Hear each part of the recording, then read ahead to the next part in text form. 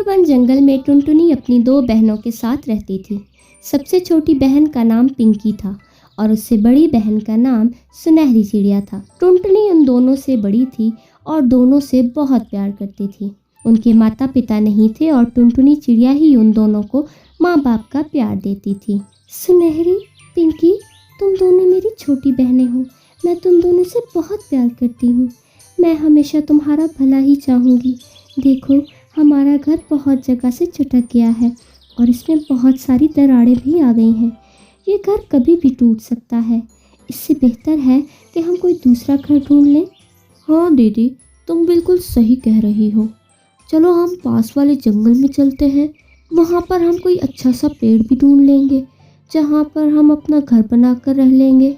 दोस्तों, कल की वीडियो में आपने इतने कम लाइक क्यों किए? दोस्तों, जब मैं आपके कहने पर वीडियो बनाती हूँ और आप जब इतने कम लाइक देते हो तो मुझे वीडियो बनाने का बिल्कुल भी मन नहीं करता। दोस्तों, अभी जाकर कल की वीडियो पर लाइक कर दो। ये कहकर तीनों बहनें अच्छे पेड़ की तलाश में निकल पड़ती हैं। जंगल में काफ़ी देर के बाद उन्हें 3 पेड़ मिल ही जाते हैं। उनमें से एक पेड़ आम का था और दूसरा पेड़ सेब का था। उन दोनों पेड़ों के बीच में एक तीसरा पेड़ भी था जो बिल्कुल ही सूखा हुआ था। सुनहरी और पिंकी ने जल्दी जल्दी अपना अपना पेड़ चुन लिया। सुनहरी ने आम के पेड़ को चुन लिया और पिंकी चिड़िया ने सेब के पेड़ को चुन लिया। टुनटुनी चिड़िया के पास रहने को कुछ नहीं बचा।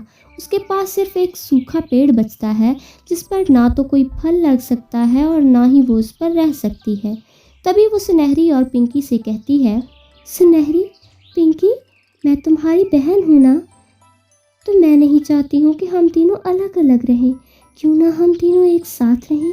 हम हमेशा से ही तो एक साथ रही हैं ना, और भला हम अलग कैसे रह सकती हैं? तुम दोनों से अलग मैं नहीं रह सकती। अरे वाह दीदी, मुझे तो पता है ना आपको पेड़ नहीं मिला, इसीलिए आप हमें बहलाने वाली बातें कर रही हो। लेकिन हमें तुम्हारे साथ रहने का कोई शौक़ नहीं है। हम बचपन से ही तुम्हें झेलते आ रहे हैं। अब मैं तुम्हारे साथ नहीं रह सकती। हमें तो अपना अपना पेड़ मिल गया है। अब तुम भी अपना पेड़ देख लो। सुनहरी, तुम तो कुछ बोलो। पिंकी तो अभी नादान है, तुम तो समझदार हो। तुम मुझे अपने साथ रखोगी ना? नहीं नहीं टुनटुनी दीदी, मुझे माफ़ करना, मैं तुम्हें अपने साथ नहीं रख सकती।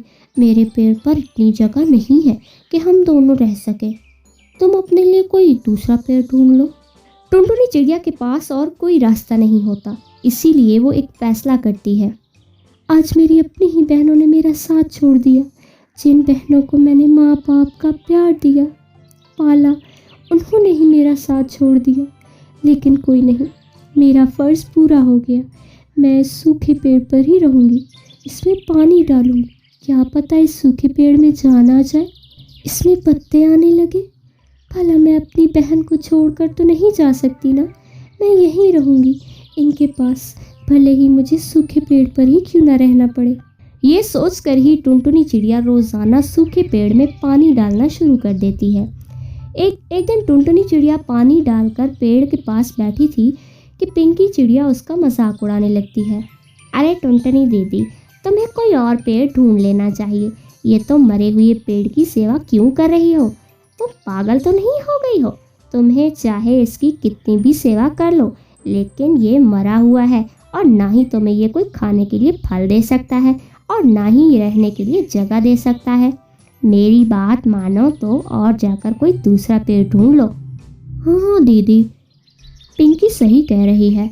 तुम्हें कहीं और जाकर कोई दूसरा पेड़ ढूंढ लेना चाहिए। तुम दोनों को मेरी चिंता करने की बिल्कुल भी ज़रूरत नहीं है। मैं जानती हूँ तुम दोनों मेरी चिंता नहीं कर रही हो, बल्कि मेरा मजाक उड़ा रही हो।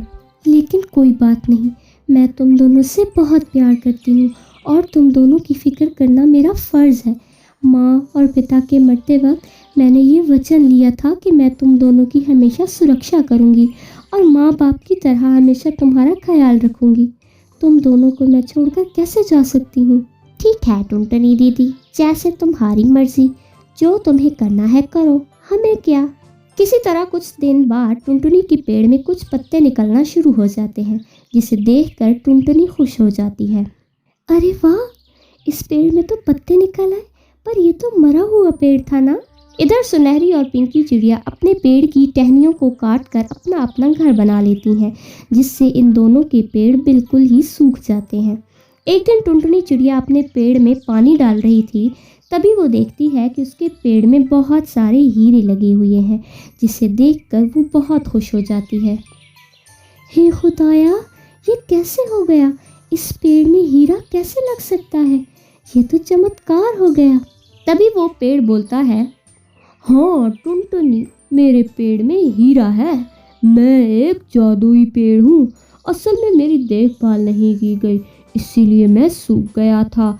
तुमने मेरी देखभाल करके मुझे फिर से जिंदा कर दिया है। मैं तुम्हारा ये एहसान कभी नहीं भूलूंगा। मेरे ऊपर लगे सारे के सारे हीरे तुम्हारे हैं। टुनटुनी, अब तुम इन्हें बेचकर एक अच्छी ज़िंदगी गुजार सकोगी। टुनटुनी चिड़िया बहुत अच्छी सी ज़िंदगी जीने लगी। उसके पास अब सब कुछ था। उधर सुनहरी और पिंकी का घोंसला आंधी में टूट गया था, जिससे वो दोनों बेघर हो गई थी। उनके पास खाने को भी कुछ नहीं बचा। तभी वो दोनों टुनटुनी चिड़िया के पास जाती हैं और सुनहरी चिड़िया कहती है, टुनटुनी दीदी, हमें माफ़ कर दो। हमारी आंखें खुल गई हैं। हम तुमसे माफ़ी मांगने आए हैं। हम दोनों को माफ़ी के बिल्कुल भी लायक नहीं, पर फिर भी हमें माफ़ कर दो दीदी। तुम्हें अपनी गलती का एहसास हो गया, वही बहुत है। और तुम दोनों तो मेरी बच्चियों की तरह हो। मैंने तुम्हें हमेशा अपनी बच्चियों की तरह पाला है।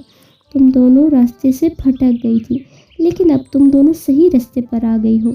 अब हम तीनों मिलकर रहेंगी। इस तरह फिर तीनों बहनें खुशी खुशी एक साथ रहने लगती हैं।